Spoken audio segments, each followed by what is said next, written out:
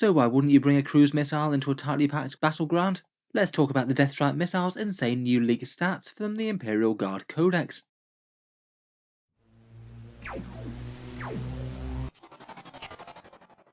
Hello and welcome back to Warspec Tactics, where today we're talking Deathstrikes, the ridiculously enormous missile tank of the Imperial Guard, which perhaps out of literally everything in the game was most likely to get a big improvement in the new codex, seeing as the old version of the rules just worked very badly, and even when the missile did eventually choose to go off, then the results could be a little bit on the disappointing side. Overall, it just made the tank into a unit that you'd never really take besides fun and fluff type reasons. The countdown rule was all very thematic, but it did mean that the missile might not launch until the last turns of the game, by which time the battle's probably over anyway, and it kind of defeated its area of effect purpose, as by that time the enemy's likely spread out, and there's only a few units left, so it's probably only going to do a few mortal wounds to one unit. It does seem that the rules have had an incredibly extensive rewrite, the potential for insane damage, but in practicality you might struggle to hit exactly what you want to, and it makes it look really quite interesting, almost as much as an area denial weapon as it does for actually dealing damage in 40k now. As with all of this latest batch of leaked guard rumours, these leaked stats come courtesy of Mordian Glory, who's apparently got their hands on a full playtester copy of the Codex now, so points, datasheets, and weapon profiles are getting out there galore. It does mean that being from a playtester copy of the Codex, there's a good chance that at least some of the rules in all of these datasheets that have come out won't 100% match up with the official version of the Codex, so it's more a bit of a taster of the rules rather than something that you can reliably theorycraft around just yet. The majority of the things might be accurate, but they always have the possibility of changing some small rules or points costs or things if they did think that certain options were either overtuned or underpowered. In any case, as always, thoroughly recommend checking out Mordian Glory's channel, dedicated guard content, and that's going to be really useful as the codex comes out. I'll leave a link down in the video description. Moving on to the Deathstrike's profile itself though, in the new codex the rumoured points cost is going to be around about 150, and broadly speaking the unit stat line hasn't changed too much. It does appear to have lost a little bit of movement compared with the previous codex. To be honest, I did kind of wonder why this massive cruise missiles tractor was zooming around the board at 12 inches, it only gets 10 now.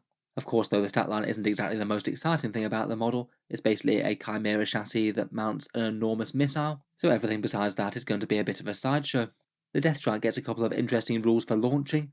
First up, you have the choice of 3 different missiles, and at least from the leaks it appears that you would be able to get to pick that reactively against your opponent's army, rather than having to note it down on the army list. There's 3 different missile profiles, which we'll get onto in just a second, and I guess it's trying to make sure that the actual big missile will be somewhat useful against the enemy that you're trying to fight, either one that's going to be really good at just smashing one big unit, or bigger area of effect ones that'll have a bit more effect on multiple small units, so hopefully it's still going to be useful against both types.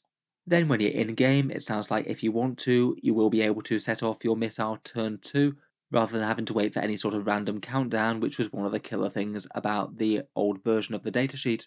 To launch it, you have to do an action called Align Target. That one starts in your command phase and completes at the end of your turn.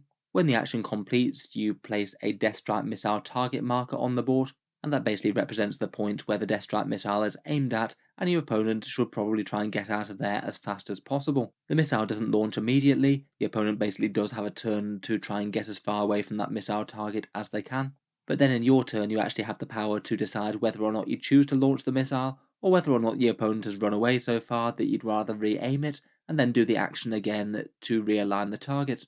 I feel like the targeting rule is really quite well written, to be honest. It kind of reminds me as other rules in certain codexes like the orbital bombardments. With those ones though, you generally have to spend the command points, put down the marker, and then you can't change it from then on in. The fact that you've got the option to then pick up the marker and try and put it somewhere else if the opponent really has countered it too well really does seem quite disruptive. It basically seems like a weapon that you could use to scare the opponent from certain sections of the board, and then proceed to do that all game long if you wanted to.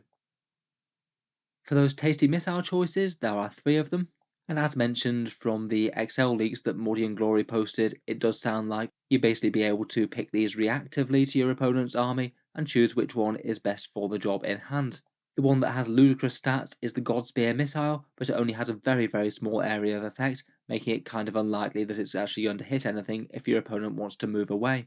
If you choose to launch the Godspear missile launcher, you roll a single d6 for every unit within 3 inches of the Deathstrike target marker, and if there is anything that still hasn't run away from there, then on a 2 to 3 they take a massive 8 mortal wounds, on a 4 to 5 they take a crazy 12, and on a 6 they take an apocalyptic 16 mortal wounds. Of course, with the luck of the dice gods, you're almost certainly just going to roll a 1 and have it do absolutely nothing. Still though, jokes aside, that does average you something like around about 10 mortal wounds on your targets, depending on what you roll. It is going to be ruinous to just about every single squad that lets itself get caught that way, and it's pretty much an ultimate area denial tool, saying get out of this area of the board, otherwise bad things are going to happen to you. Otherwise, there's two more missiles to choose from. The Vortex missile is the mid-range one with a bit of an interesting effect. Instead of having just 3-inch range of area of effect, that one is D3 plus 3, so it could be a fair bit more threatening and a wider section of the board. The actual mortal wound damage on this one is a fair bit lower, or a 2 to 3 it's D3 mortal wounds, on a 4 to 5 it's D3 plus 1, and on a 6 it's 2D3. The interesting and very disturbing thing about this one though is that after you've resolved the marker remains on the board on a 4 plus. Really quite a cool effect to be honest, and really quite evocative. You've just created a massive vortex, and the vortex stays on the board until it burns out. I feel like that 4 plus or not 4 plus is going to be really quite a big role, as it could mean quite a lot of mortal wounds scattered about the enemy army. Again, it does seem like another excellent thing for area denial. Create a section of the board that even after the turn that it fires, the enemy still probably doesn't want to go into, unless they want to eat more mortal wounds. Finally, there's a big area of effect one called the Plasma Barrage. That one's D3 plus 6 inches from the marker, so this is the one that genuinely has a very big section of the board to hit, and unless they're advancing or running, then there's at least a pretty good chance that some units just might not quite be able to get out of the way that fast. What's more, the Plasma Barrage does actually have slightly more damage than the Vortex missile. On a 2 to 3 it's D3 plus 1 mortal wounds, on a 4 to 5 it's 2D3, and on a 6 it's D3 plus 3. Apparently you get -1 to that roll for infantry characters, making it a bit less of a good way to try and assassinate them. I suppose if you were rolling 2d3 against them and you were just trying to use it as an assassination method, then it might actually be semi-reliable for killing one support character. Kind of interesting that that's such a big area of effect and more dangerous than the Vortex, but of course doesn't have that annoying persisting rule. Overall, out of the three missiles, I do feel that the Big Scary God Spear is probably the most interesting, though it might not necessarily be the most practical against quite a few armies. Perhaps the scariest thing with this one is that you could just target down on an objective, essentially make your opponent have to leg it off that objective unless they want to take 8 mortal wounds or more, and then even after they've legged it off the objective, you might just decide not to launch it, and then keep it as an area denial for that objective each turn. I feel like some exact wording is probably needed to assess just how good this is. The rules that they're talking about talked about a Deathstrike missile marker, which is perhaps just a little bit unclear as to whether or not they just mean a single point on the board, or whether it's an actual physical marker that takes up space that might be able to cover the entirety of an objective. If it is just a point on the board, then it's actually going to be slightly too small to wholly deny one objective, and it means that your opponent could just potentially move their units to still hold it, just because of the sliver of the disk's radius that isn't covered by the missile marker. Still though, against some units that would still be big enough for area denial. Say for example, if you had a midfield objective that your opponent could only just get onto, that means that if you put the marker there, you could pretty much guarantee that they'd have to be within the marker's range if they wanted to hold it, and it might stop them from making the effort in the first place. It might seem a bit more questionable to say put an expensive unit of bikes or something on the objective, if you think that they're just going to get obliterated next turn if your opponent wants to. I feel like it isn't going to be the pick against every army though. If you're playing against a force that's got loads of tiny units, say a whole load of 50-point chaff units for holding objectives, your opponent really isn't going to care too much if they just put them on the objective. If you do choose to launch the missile, then at best case scenario you'll have killed 50 points worth of chaff with your big 150-point missile launcher. It does seem maybe a bit frustrating that you've got all this potential damage output, but there's a good chance that you're never going to actually hit things. The 3-inch radius is very avoidable for just about everything in the game, unless there's some really specific things like terrain or other units blocking their way.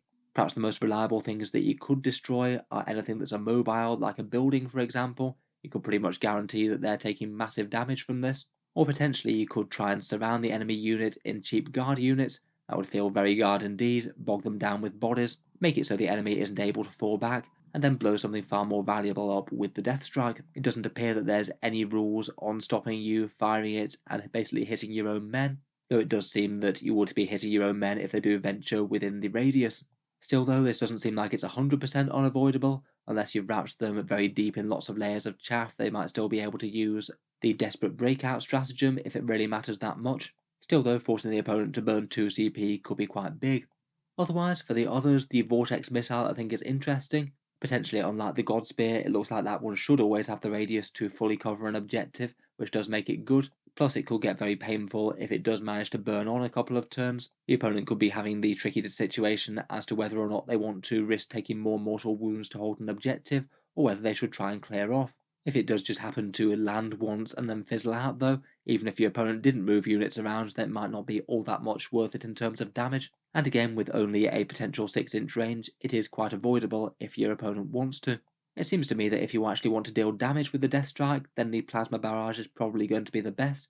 The opponent isn't actually going to be able to outrun that with some units, and it could maybe give them tricky decisions to make if you put it down somewhere in the centre of the board, exactly where their scary Death Star of Terminators and things was just about to advance. You might make them think twice about stepping up and taking all that mortal wound damage. It also seems a lot more useful against armies that don't have too many big hard targets. If they've got lots of chaff units spread out, then this could deal mortal wounds all over. Overall, I feel like the Deathstrike has just become a very interesting unit. I feel like you might just want one of them parked at the back for a really annoying area denial tool. It looks like it could be a real nuisance to work around for the opponent, maybe as much to mess with their movement as it is to actually deal damage, and then maybe it could just be worth launching the missile later in the game provided you can actually hit something, then having the tank move out and go and be an extra body on objectives or something. Even with these pretty crazy stats, I do kind of wonder whether or not it's going to get taken very widely in guard lists. Having a missile that's potentially very scary but might never hit anything might still not be the best idea, but I feel like it is a really interesting option, and I feel like one of them might not be the worst investment alongside more direct traditional forms of dealing damage. In any case, let me know what you think of the Deathstrike down in the comments below. If these rules turn out to be accurate, then would you be tempted to field one in your army, or would it still be sitting on the shelf despite crazy mortal wound damage that you might not hit with?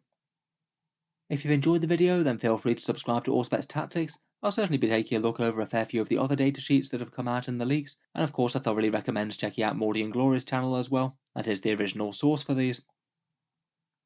Finally, if you have been enjoying the 40k discussion, then I would just like to mention that Auspex Tactics does have a Patreon page as well, and you can find that linked down in the video description if you're interested.